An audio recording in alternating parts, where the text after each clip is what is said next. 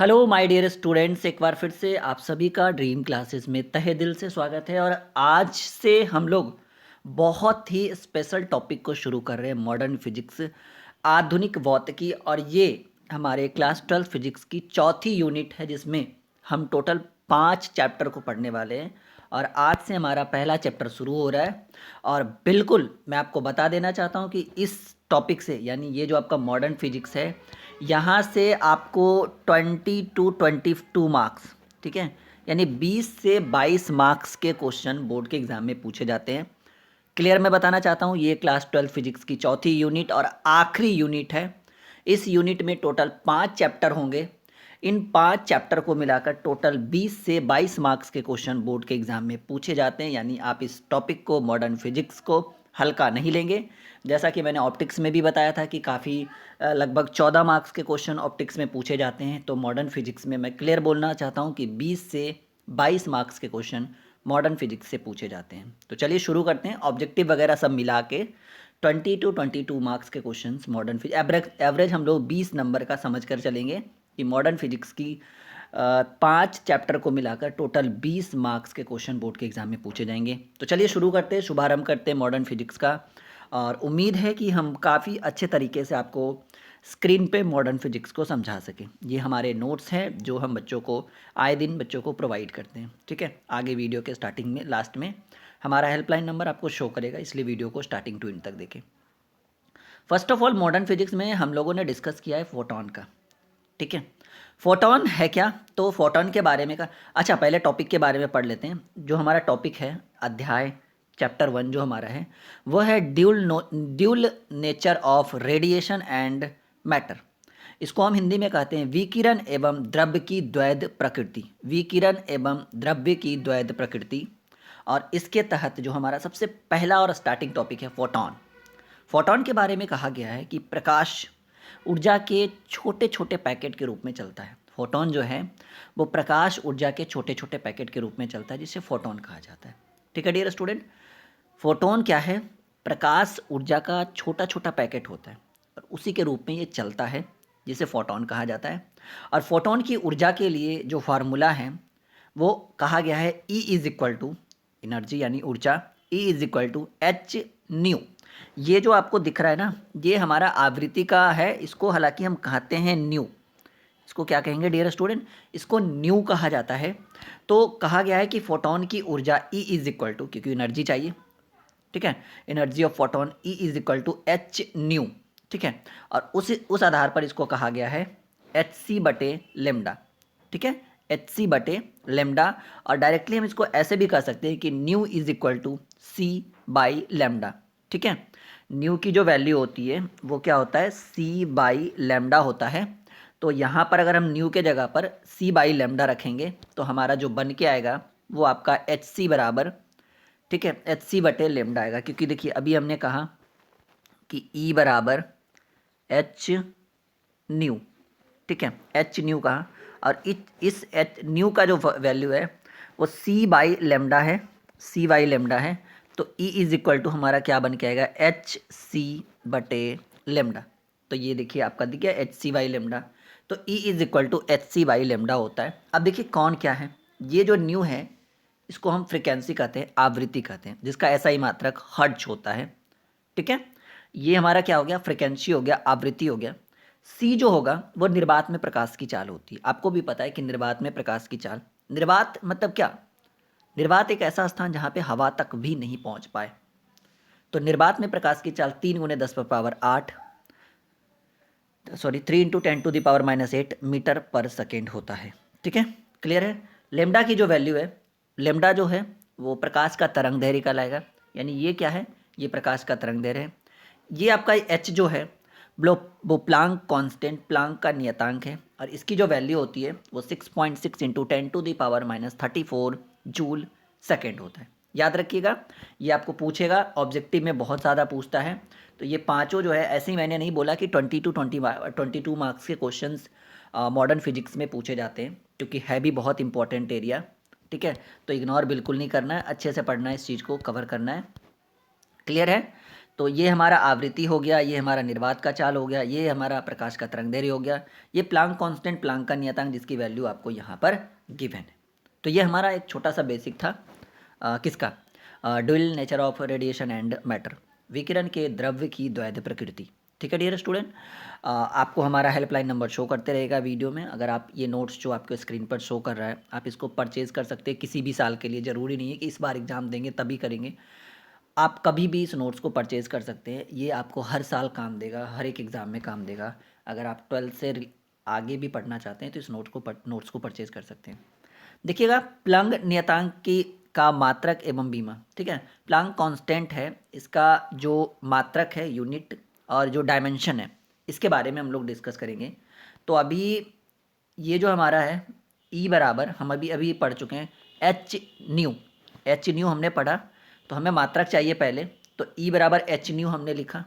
ठीक है, तो अगर हम एच की वैल्यू निकालें तो सॉरी अगर हम ई की वैल्यू निकालें, सॉरी एच की वैल्यू निकालें तो ई इधर आ जाएगा, तो बटा में हो जाएगा। तो प्लंग नियतांक का जो मात्रक एवं बीमा निकालना है, तो पहले मात्रक में हमने ई बराबर एच न्यू देखा है, तो एच की जो वैल्यू होगी वो ई बटे न्यू हो जाएगा। और ई एनर्जी, ऊर्जा का ऐसा ही मात्रक जूल होता है। और आपने पढ़ा होगा आवृत्ति का ऐसा ही मात्रक हर्ट्ज होता है, और यूनिट जो होती है 1/t होता है। ठीक है, या टी इनवर्स कहिए, और समय टी यानी समय, समय को मापा जाता है सेकंड में, तो हम कह सकते हैं 1/सेकंड इनवर्स, कह सकते हैं ना 1/सेकंड इनवर्स। और ये सेकंड नीचे है, ऊपर जाएगा तो टी हो जाएगा। ठीक है, ये हम कह सकते हैं इस चीज़ को। तो मात्रक अगर निकालना हो तो ई बराबर एच न्यू, एच बराबर ई बाई न्यू, और ई यानी एनर्जी, ऊर्जा का एसआई मात्रक जूल, और इसका जो एसआई मात्रक होता है 1/t यानी 1/सेकंड, और सेकंड इनवर्स कह सकते हैं। और ये आपका जाएगा तो ये ऊपर जूल सेकंड कहलाएगा, यानी प्लंक कांस्टेंट, इसका जो एसआई मात्रक होगा वो आपका जूल सेकंड होगा। अब हम लोग डिस्कस क्लियर है इसका। अगर बीम डायमेंशन, छोटे छोटे पार्ट्स पूछे जाते हैं यहाँ पर, देखो मॉडर्न फिजिक्स में जो है ना, आपके ऑब्जेक्टिव्स बहुत मायने रखते हैं। तो ऑब्जेक्टिव को बिल्कुल इग्नोर मत करिएगा, आपको बहुत मायने रखेगा, बहुत काम आएगा। छोटी छोटी बातें जैसे अभी ये सब हमने आपको बताया, ये हमने आपको बताया, आगे ये हम आपको बताने वाले हैं कि प्लंग नियतांक का जो डायमेंशन क्या होगा, बीमा क्या होगा, तो ये सभी चीज़ें हमें पढ़नी है। तो देखो अब इस पे आते हैं। एच इज़ इक्वल टू, अभी अभी यहाँ हमने पढ़ा ई बाई न्यू। ठीक है, तो H is equal to E by nu हमने लिख दिया। ऊर्जा का ऐसा ही मात्रा, ऊर्जा की जो बीमा होती है वो होती है M L square T inverse to, आप देख लो कहीं भी। ठीक है, ऊर्जा की जो बीमा होती है, ई की जो बीमा होती है, डायमेंशन होती है, वो होती है M L square T inverse to. और अभी अभी हमने फ्रिक्वेंसी का बताया कि 1/t होता है, इसको हम कह सकते हैं टी इनवर्स। ठीक है, तो यहाँ पर हमने टी इनवर्स, यहाँ टी टू दी पावर -2, यहाँ पर टी इनवर्स, ये ऊपर एक कट जाएगा। तो फाइनली जो है वो हमारा प्लंग नियतांक की जो बीमा होगी, डायमेंशन जो होगा, वो M L square T inverse होगा। एसआई मात्रक जूल सेकेंड और dimension M L square T inverse होगा। याद रखिएगा, ये दो चीज़ें कभी भी पूछ सकता है एग्जाम में कि प्लंग नियतांक का जो मात्रक होगा वो क्या होगा, तो कहेंगे सर जूल सेकेंड, और कहेंगे डायमेंशन क्या हुआ, M L square T inverse. ये हमारे दो ऑब्जेक्टिव क्वेश्चन यहाँ से कवर हो गए, यानी अगर पूछना रहेगा तो 2 मार्क्स के क्वेश्चन यहाँ तक कवर हो गया। क्लियर है डियर स्टूडेंट, मज़ा आ रहा है? एक बार लाइक एंड शेयर करिएगा, और ड्रीम क्लासेस के यूट्यूब चैनल को ज़रूर सब्सक्राइब करिएगा। मोर देन मोर वीडियोस अभी आएंगे। एग्ज़ाम काफ़ी नज़दीक आ गया है, तो सिंपल सी बात है कि बहुत सारी चीज़ें यहाँ पर हम करवाने वाले हैं आपके और आपके एग्ज़ाम के रिलेटेड। ठीक है, चलो आगे बढ़ते हैं डियर स्टूडेंट। अब हम लोग डिस्कस करेंगे नोट पे कुछ महत्वपूर्ण बातें, जो हमारे फोटोन, प्लंग नियतांक वगैरह से रिलेटेड जो बातें हैं वो हम कहेंगे। कहा गया है कि दिए गए तरंगदैर्घ्य तथा आवृत्ति के लिए सभी फोटोन की ऊर्जा तथा रेखीय संवेग समान होते। ये वीवीआई है, नोट करिएगा अपनी कॉपी में। एक एक पेन और एक पेपर लेके बैठिए, सब कुछ आसान हो जाएगा आपके लिए। कहा गया है कि दिए गए तरंगदैर्घ्य तथा आवृत्ति के लिए सभी फोटोन की ऊर्जा तथा रेखीय संवेग समान होते हैं। जी हाँ डियर स्टूडेंट, अगर कोई दिया गया तरंगदैर्घ्य है और दी गई आवृत्ति है, उसके लिए सभी फोटोन की ऊर्जा तथा रेखीय संवेग आपस में क्या होता है, समान होता है। ये वीवीआई टॉपिक हमने अभी आपको बताया है। दूसरा जो लाइन है कि फोटोन की ऊर्जा आवृत्ति का समानुपाती तथा तरंगदैर्घ्य का व्युत्क्रमानुपाती होता है। फोटोन की एनर्जी जो होती है, ऊर्जा जो होती है, वो प्रश्न आपसे पूछा जाएगा एग्जाम वगैरह में। एक बार आप लोग खुद से बोलिए, अभी आप देख रहे हो ना वीडियो, ठीक है।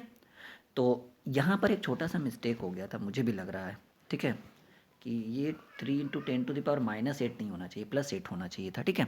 ये मुझे भी थोड़ा सा लग रहा है मिस्टेक है, देख लीजिएगा आप लोग। तो यहाँ पर क्लियर है। तो आप लोग भी पीछे से बोलिए कि फोटोन की ऊर्जा आवृत्ति का समानुपाती, फोटोन की जो एनर्जी है वो आवृत्ति फ्रिक्वेंसी इसके समानुपाती तथा तरंगदैर्घ्य उसके जो है वो व्युत्क्रमानुपाती होता है। ये भी लाइन बहुत इंपॉर्टेंट है। तीसरा जो लाइन है, कहा गया है निर्बात में फोटोन की जो चाल होती है वो 3 × 10⁸ मीटर पर सेकेंड होता है। निर्बात में फोटोन की चाल कितनी होती है? 3 × 10⁸ मीटर पर सेकेंड। प्रकाश की भी चाल यही है, आपको पता है, आपने पढ़ा है इस चीज़ को। तो 3 लाइनें अपनी कॉपी में नोट करिए, बहुत इंपॉर्टेंट है, कभी भी पूछ देगा। बहुत मज़ेदार लाइनें हम आपके लिए बता रहे हैं। निर्बात में फोटोन की चाल 3 × 10⁸ मीटर पर सेकेंड है। अच्छा, अगर आपके पास 4G फ़ोन है, सिंपल सी बात है, वीडियो देख रहे हो तो 4G फ़ोन होगा। आप टेलीग्राम का ऐप डाउनलोड कर लीजिए प्ले स्टोर से। प्ले स्टोर में सर्च करिए टेलीग्राम, बहुत आसान है टेलीग्राम, ठीक है, फ्री ऑफ कॉस्ट बात बता रहे हैं हम आपको। टेलीग्राम का ऐप डाउनलोड करिए, इंस्टॉल करिए और वहाँ पर सिर्फ सर्च करिए ड्रीम क्लासेस। ब्राउन कलर का लोगो जो यूट्यूब पे जो लोगो है, जो ऐप के ऊपर लोगो है, सेम लोगो आपको दिखेगा, उसको खोलिएगा। खोलने के बाद नीचे ज्वाइन का ऑप्शन आएगा, बिल्कुल फ्री ऑफ कॉस्ट है, ज्वाइन कर लीजिए। इससे क्या होगा ना, इससे कोई भी टेस्ट लेंगे, कोई भी क्लास चलेगी ना, तो उसका लिंक वहाँ पे मिलेगा और कुछ PDF वगैरह भी आपको वहाँ पर मिलेगा और बिल्कुल फ्री ऑफ कॉस्ट है, कोई फीस नहीं लग रहा है। साथ ही साथ ड्रीम क्लासेस का ऐप डाउनलोड कर लीजिए। प्ले स्टोर में सर्च करिए ड्रीम क्लासेस, जैसे आपने प्ले स्टोर में सर्च किया टेलीग्राम, वैसे सर्च करिए ड्रीम क्लासेस, साइन इन करिए, ऐप डाउनलोड करिए, इंस्टॉल करिए, साइन इन करिए। वहाँ पे बहुत सारी कोर्सेज दिखेगी, अगले साल के लिए भी स्टार्ट हो गई है, 22-23 के लिए भी अभी से ही बैच चल रहा है, तो बिल्कुल आप इसको ज्वाइन कर सकते हैं, ठीक है।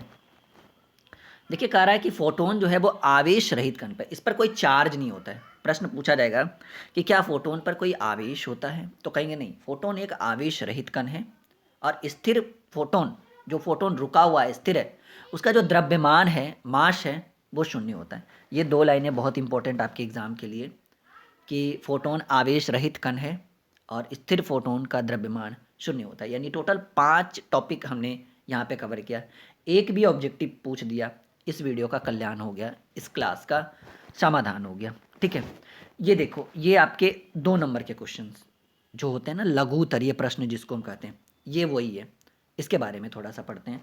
कहा गया है कि प्रकाश का वैद्युत प्रभाव क्या है, इसको समझाइए, किस तरह से ये वर्क करता है, किस तरह से करता है। प्रश्न ऐसे ही पूछेगा कि प्रकाश के वैद्युत प्रभाव को सत्यापित करें, समझाइए, दर्शाइए, जो भी कहेगा।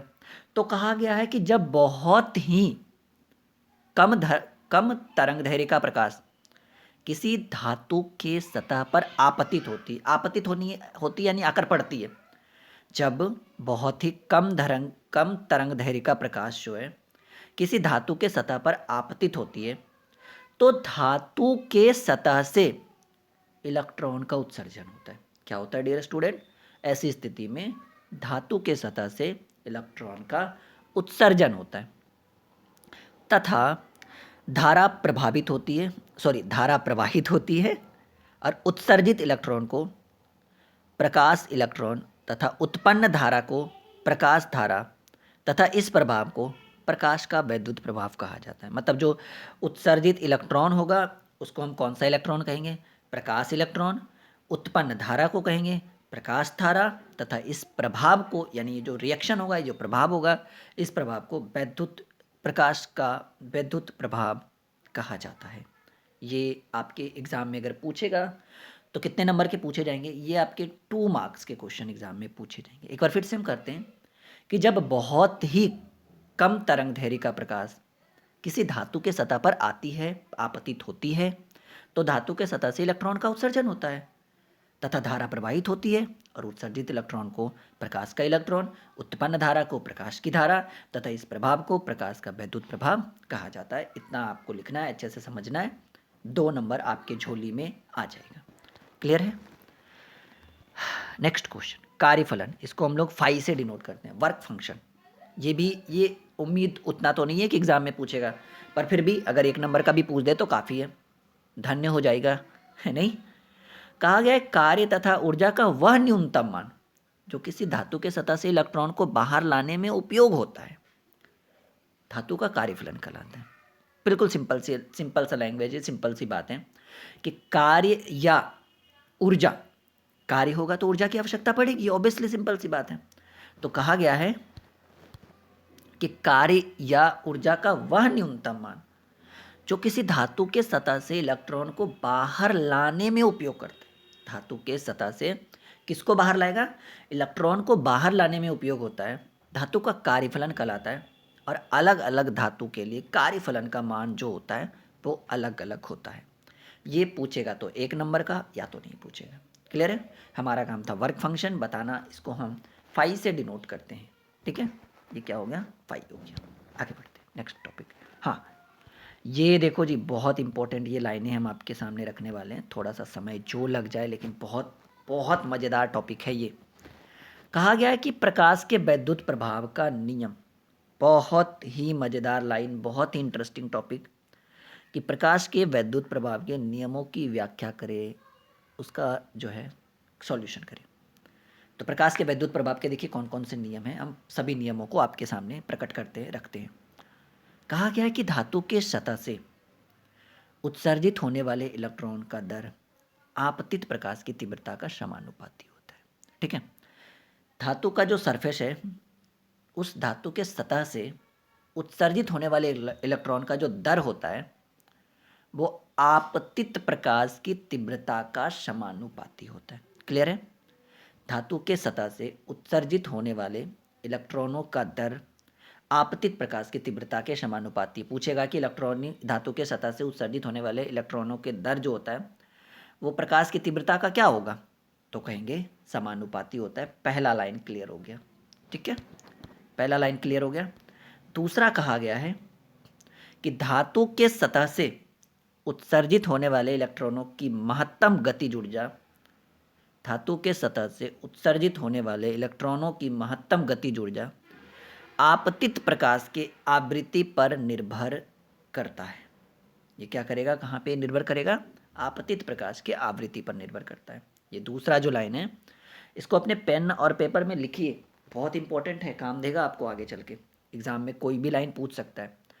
कहा गया है कि धातु के सतह से उत्सर्जित होने वाले इलेक्ट्रॉनों की महत्तम गतिज ऊर्जा आपतित प्रकाश के आवृत्ति पर निर्भर करता है। पूछेगा कि धातु के सतह से उत्सर्जित होने वाले इलेक्ट्रॉनों की महत्तम गतिज ऊर्जा किसके ऊपर निर्भर करता है? तो कहेंगे आपतित प्रकाश के आवृत्ति फ्रिक्वेंसी पर डिपेंड करता है, निर्भर करता है। तो 2 नियम हो गया।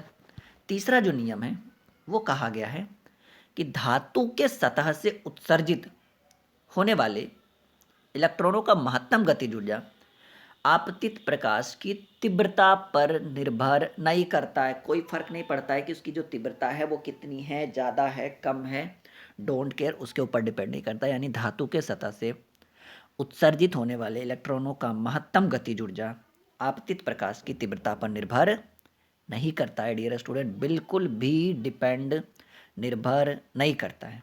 धातु के सतह से उत्सर्जित होने वाले इलेक्ट्रॉनों की महत्तम गतिज ऊर्जा आपतित प्रकाश की तीव्रता पर निर्भर नहीं करता है। 3 लाइनें हो गई, 3 टॉपिक हो गया।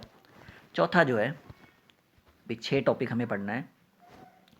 चौथा जो है वो कहा गया है कि एक न्यूनतम आवृत्ति, एक न्यूनतम फ्रिक्वेंसी आवृत्ति से कम आवृत्ति के प्रकाश के, एक न्यूनतम आवृत्ति से कम आवृत्ति के प्रकाश के आपतित होने से धातु के सतह से इलेक्ट्रॉन का उत्सर्जन नहीं होता है। जिस न्यूनतम आवृत्ति के प्रकाश के आपतित होने पर धातु के सतह से इलेक्ट्रॉन का उत्सर्जन होता है, लेकिन उसके गतिज ऊर्जा का मान 0 होता है और उसे देहली आवृत्ति कहा जाता है। जी, एक बार फिर से 4 नंबर लाइन को हम पढ़ेंगे कि एक न्यूनतम आवृत्ति से, एक न्यूनतम आवृत्ति से, ये सब चीज़ें हमने अपने हाथों से खुद से लिखा है आपके लिए, बहुत अच्छे तरीके से सजा कर ढंग से लिखा है। एक न्यूनतम आवृत्ति से कम आवृत्ति के प्रकाश के आपतित होने से धातु के सतह से इलेक्ट्रॉन का उत्सर्जन नहीं होता है। जिस न्यूनतम आवृत्ति के प्रकाश के आपतित होने पर धातु के सतह से इलेक्ट्रॉन का उत्सर्जन होता है, लेकिन उसके गतिज ऊर्जा का मान 0 होता है और उसे हम देहली आवृत्ति कहा जाता है। 5वां जो लाइन है वो कहा गया है कि धातु के सतह पर प्रकाश के आपतित होने तथा इलेक्ट्रॉन के उत्सर्जित होने के बीच कोई समय पश्चात नहीं होता है। ठीक है, मतलब कोई समय जो है वो फिक्स नहीं होता है कि धातु के सतह पर प्रकाश के आपतित होने तथा इलेक्ट्रॉनों के उत्सर्जन के बीच कोई समय पश्चात नहीं होता है। कहा गया है कि इसमें 10⁸ सेकेंड से भी कम समय लगता है जी। सोचिए कितना कम समय लग रहा है, मतलब कोई भी टाइम फिक्स नहीं होता है, बहुत कम समय लगता है। 10⁻⁻8 सेकेंड से भी कम समय लगता है और ये काम हो जाता है। ठीक है, ये बहुत इंपॉर्टेंट बात है, आपके सामने आज हमने रखा है। चलिए, तो अब हम एक इम्पॉर्टेंट टॉपिक पढ़ने वाले हैं और ये बहुत ही खतरनाक टॉपिक है, बहुत ही इंपॉर्टेंट है, बहुत ही इंटरेस्टिंग है और उम्मीद है कि इस बार के बोर्ड के एग्ज़ाम के लिए इसको हम वीवीआई मान सकते हैं कि प्रकाश के वैद्युत प्रभाव के लिए आइंस्टीन का जो समीकरण है वो हमें बताना है। चलिए, इसको ध्यान से देखिएगा डियर स्टूडेंट, मे बी ये आपके बोर्ड के एग्ज़ाम के लिए बहुत मददगार साबित होगा कि प्रकाश के वैद्युत प्रभाव के लिए आइंस्टीन का समीकरण। हाँ, मैं चाहूँगा कि आप इस वीडियो को मोर देन मोर दोस्तों के साथ शेयर करें, लाइक करें, काफ़ी बेनिफिट होगा आपको भी अगर आप इस वीडियो को अपने साथ अपने दोस्तों को भी शेयर कीजिएगा। मुझे भी अच्छा लगेगा कि चलो बच्चों ने कुछ नहीं किया, कम से कम अपने दोस्तों को तो शेयर कर रहे हो। तो देखिए, आज की जो टॉपिक है, आज का जो टॉपिक है, मतलब जो हमारा लास्ट और इम्पॉर्टेंट टॉपिक है, प्रकाश के वैद्युत प्रभाव के लिए आइंस्टीन का समीकरण।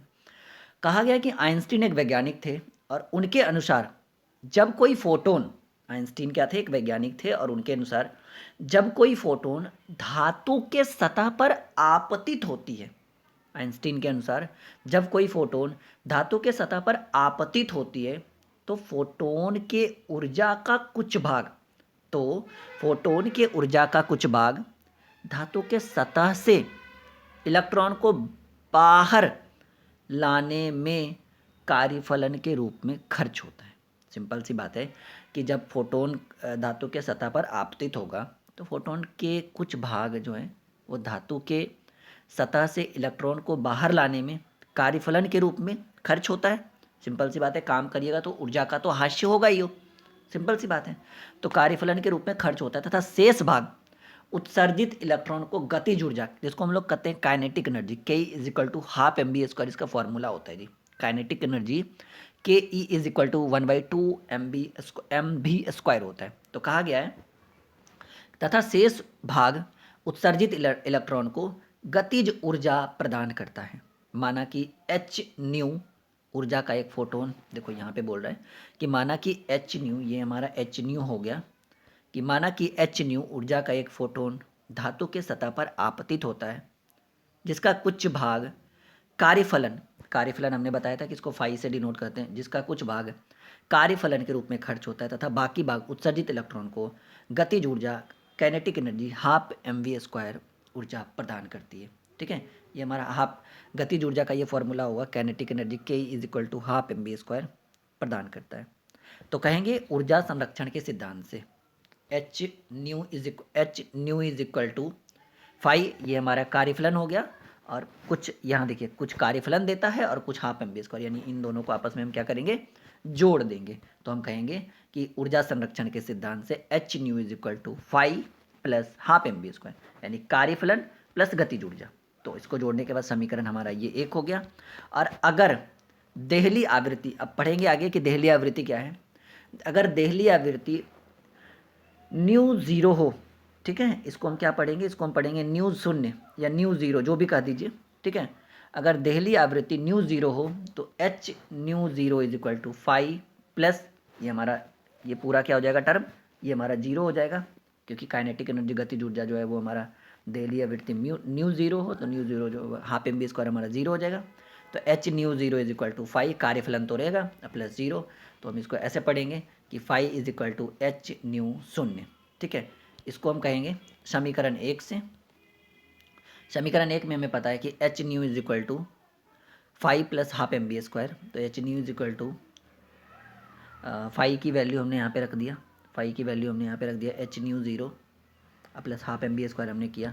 तो अब क्या करेंगे कि ये पॉजिटिव इधर नेगेटिव आ जाएगा, तो H nu minus H nu zero is equal to ½ mv², यानी ½ mv² is equal to H common निकाल लेंगे तो न्यू माइनस न्यू ज़ीरो। ठीक है, तो ये हमारा बन के आया। ठीक है, ये हमारा याद रखिएगा कि काइनेटिक एनर्जी गतिज ऊर्जा half M B square is equal to H into nu minus nu zero. Clear है यहाँ तक? देखो ऊर्जा संरक्षण के सिद्धांत से एच न्यू बराबर जो हमें पता है वो है कार्यफलन और गतिज ऊर्जा का योग। तो कार्यफलन फाई होता है, गतिज ऊर्जा हाफ एम बी स्क्वायर। और अगर देहली आवृत्ति अगर एच न्यू ज़ीरो माना जाए तो H nu zero is equal to phi, ठीक है, phi plus half M B square जो वो हमारा जीरो हो जाएगा। तो phi is equal to H nu zero, और समीकरण एक में जो है वो फाई का मान हमने रख दिया।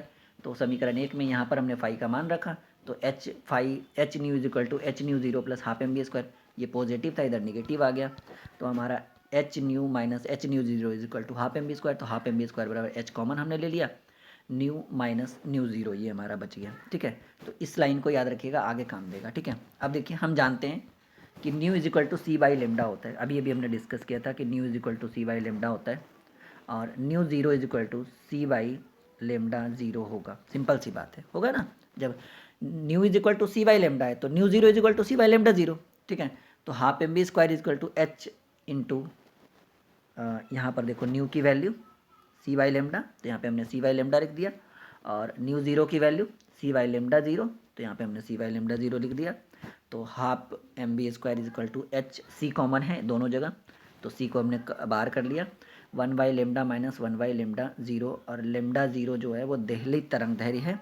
लेमडा ज़ीरो क्या हो गया, वो हमारा देहली तरंग दैर्घ्य है। अब यहाँ पर कहा गया है कि इस समीकरण को प्रकाश के विद्युत प्रभाव के लिए आइंस्टाइन का समीकरण कहा जाता है। ये गलत लिखा हुआ है। इस समीकरण को प्रकाश के वैद्युत प्रभाव के लिए आइंस्टाइन का समीकरण कहा जाता है। और ये जो एक छोटा सा लाइन है कि देहली तरंग दैर्घ्य क्या है उसके बारे में थोड़ा सा पढ़ लेते हैं। क्लियर है? ये समीकरण हो गया जी, ये हमारा इक्वेशन हो गया, ये हमारा क्या हो गया डियर स्टूडेंट, समीकरण हो गया। क्लियर है?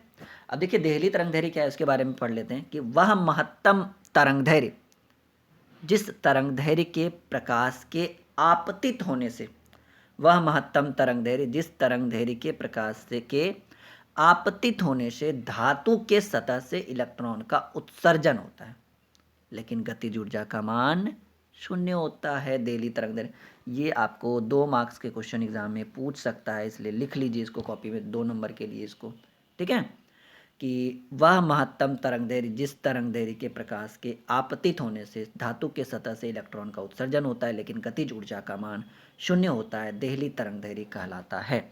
ये 2 नंबर का एग्जाम में पूछ सकता है। चलिए अब एक लास्ट टॉपिक हमारा बच गया, एक छोटा सा टॉपिक है, 2 से 3 मिनट में खत्म हो जाएगा। डी ब्रोगली के अनुसार, या कह सकते हैं इसको डी ब्रोगली तरंग दैर्घ्य, ठीक है। एक वैज्ञानिक थे जिनका नाम था डी ब्रोगली। आइए इनका क्या कहना है, हम इनके बारे में भी देख ही लेते हैं, ठीक है। तो कहा गया है कि डी ब्रोगली के अनुसार, डी ब्रोगली वैज्ञानिक के अनुसार प्रकाश के अलावा कुछ द्रव्य कण जैसे इलेक्ट्रॉन, फोटोन इत्यादि भी द्वैध यानी द्विल प्रकृति का होता है। डी ब्रोगली के अनुसार प्रकाश के अलावा, लाइट के अलावा कुछ द्रव्य कण जो होते हैं जैसे इलेक्ट्रॉन, फोटोन होना चाहिए यहाँ पे, ठीक है, इलेक्ट्रॉन, फोटोन ईटीसी जो होते हैं वह द्वैध द्विल प्रकृति का होता है। जब यह कण गति करता है तो इसके साथ तरंग संबद्ध होता है, और इस तरंग संबंध को या इस तरंग को द्रव्य तरंग तथा इसके तरंग दैर्घ्य को डी ब्रोगली तरंग दैर्घ्य भी कहा जाता है। देखिए कहा गया है कि डी ब्रोगली तरंग दैर्घ्य तथा कण के संवेग के बीच संबंध हम जानते हैं कि E is equal to M C square होता है। हमने पढ़ा भी है फिजिक्स में, अल्बर्ट आइंस्टीन ने कहा था E is equal to M C square, पढ़ा है ना हमने, इसको हमने समीकरण 1 माना। अभी हमने पढ़ा था 5 मिनट पहले, E is equal to H C by lambda, समीकरण 2, हाँ या ना। तो समीकरण 1 और समीकरण 2 में अगर हम आपस में बराबर करें तो जब एल एच एस बराबर है तो आर एच एस भी बराबर होना चाहिए, सिंपल सी बात है।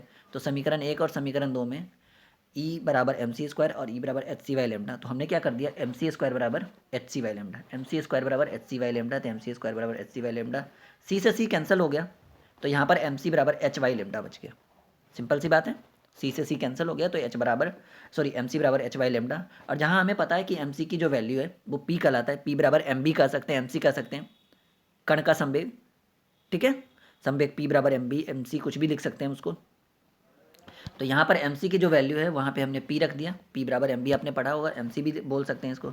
और हमें पता है कि पी बराबर जो होता है वो एच वाई लेमडा होता है, इसके अकॉर्डिंग ठीक है, हमने क्या कर दिया, पी को यहाँ पे रख दिया, तो पी बराबर क्या हमारा आ गया, पी बराबर हमारा आ गया एच बाई लेमडा। तो लेमडा बराबर इसको इधर करेंगे तो एच बटे पी आएगा, एच बराबर लेमडा बराबर एच बटे पी आएगा। और हमें पता है कि पी की जो वैल्यू है वो अंडर रूट 2m के ई, ठीक है, 2m के ई। और लेमडा बराबर एच बटे पी कह सकते हैं, लेमडा बराबर एच बटे पी कह सकते हैं, या तो आप डायरेक्टली एच बटे अंडर रूट 2m के ई कह सकते हैं। और इसी को कहते हैं डी ब्रोगली वेव्स। ये हमारा डी ब्रोगली का संवेग समीकरण जो भी है ये हमारा हो गया। ठीक है, तो पूछेगा तो आप इसको इतना बना दीजिएगा, क्लियर हो जाएगा। अब एक छोटा सा टॉपिक और बच गया, बस 2 मिनट का टॉपिक है। तापायनिक उत्सर्जन क्यों नहीं, क्या है ये, क्यों नहीं कहेंगे, हम कहेंगे क्या है। कहेंगे जब धातु को गर्म किया जाता है तो धातु के अंदर उपस्थित, जब धातु को गर्म किया जाता है तो धातु के अंदर उपस्थित मुक्त इलेक्ट्रॉनों को पर्याप्त ऊर्जा मिलती है, जिससे धातु के सतह से इलेक्ट्रॉन का उत्सर्जन होता है। इसे तापायनिक उत्सर्जन कहा जाता है तथा उत्सर्जित इलेक्ट्रॉन को तापायन कहा जाता है। ये कितने मार्क्स के पूछेंगे, ये 2 मार्क्स का पूछेगा, अगर पूछेगा तब, ऐसे उम्मीद तो बहुत कम है लेकिन अगर पूछेगा तब 2 नंबर का। मैं आपको आपका हेल्पलाइन नंबर अपना लिखा देता हूँ 62007338। किसी भी बच्चा को ये नोट्स चाहिए, ज़रूरी नहीं है कि इस बार के एग्ज़ाम के लिए, अगर आपका कोई छोटा भाई है अगले साल एग्ज़ाम दे रहा है तब भी इस नोट्स को खरीद सकते हैं। यहाँ पे व्हाट्सअप कर लीजिएगा, कॉल भी कर सकते हैं, अगर कॉल पे डिपेंड हमारी टीम अवेलेबल ना हो तो व्हाट्सअप कर लीजिएगा 6200733858। और हाँ, हमारे पास 10th 11th 12th सभी सब्जेक्ट के सभी क्लास के नोट्स और क्लासेस होती है ऐप के ऊपर, ड्रीम क्लासेस के ऐप के ऊपर, तो बिल्कुल कांटेक्ट करिएगा। और मिलते हैं अगले क्लास में। उम्मीद है कि आज की वीडियो काफ़ी अच्छी रही होगी आपके लिए, मज़ा आया होगा, काफ़ी लंबा चला और काफ़ी बड़े एरिया को हमने कवर किया। Okay dear students, bye bye.